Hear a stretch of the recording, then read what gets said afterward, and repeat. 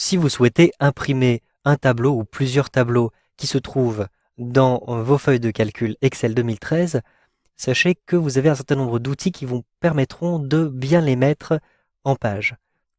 Par exemple, ici, vous le voyez, j'ai deux tableaux à l'intérieur de cette feuille-ci. Je souhaite les imprimer, par exemple, sur des pages différentes. Donc, tout d'abord, je vais vérifier qu'ils sont bien ajustés sur ma première page.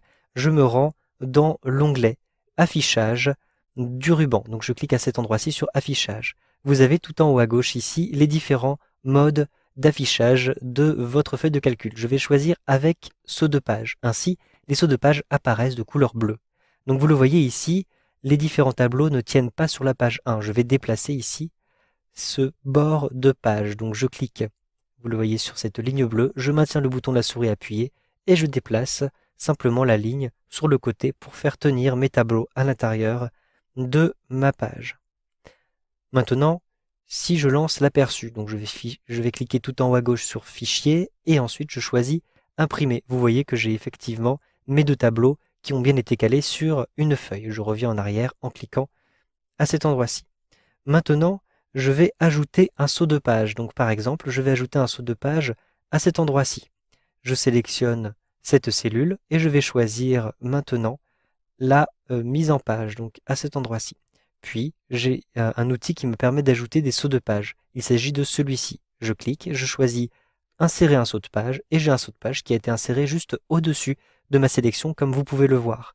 Si maintenant je lance à nouveau l'aperçu avant impression, donc fichier et imprimer, vous le voyez que j'ai une page 1 et si je clique ici, je vais avoir une page 2 avec le deuxième tableau. Je vais revenir en arrière pour continuer ma mise en page. En réalité, je souhaite imprimer uniquement le tableau allant ici de B2 à E8. Donc je vais le sélectionner comme ceci et je vais me rendre dans l'onglet Mise en page. Cette fois-ci, je choisis Zone d'impression, puis Définir. J'ai donc défini ma zone d'impression. Il s'agit de ce tableau tout simplement. Si maintenant je clique tout en haut à gauche dans Fichier, puis Imprimer, eh bien j'ai uniquement une page. Vous voyez d'ailleurs ici que j'ai une seule page sur une, et donc je ne peux pas passer à la page suivante. Et j'ai précisément mon tableau qui a été mis en page à cet endroit-ci. Sachez que vous pouvez aller un petit peu plus loin avec cet affichage en cliquant sur cette petite icône. Ainsi, vous pouvez définir les différentes marges. Je peux ainsi m'amuser à recentrer mon tableau. Je peux agrandir différentes colonnes, par exemple. Je souhaite mieux voir cette colonne-ci et ainsi vous allez pouvoir répartir, vous le voyez, les différentes limites de votre tableau pour qu'il soit bien présent à l'intérieur de cette page.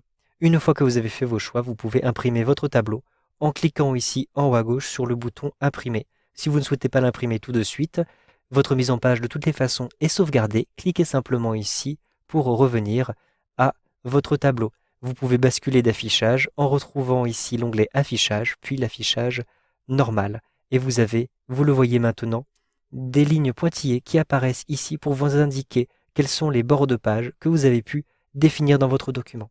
Vous savez donc maintenant comment ajuster un tableau sur une page avec Excel 2013.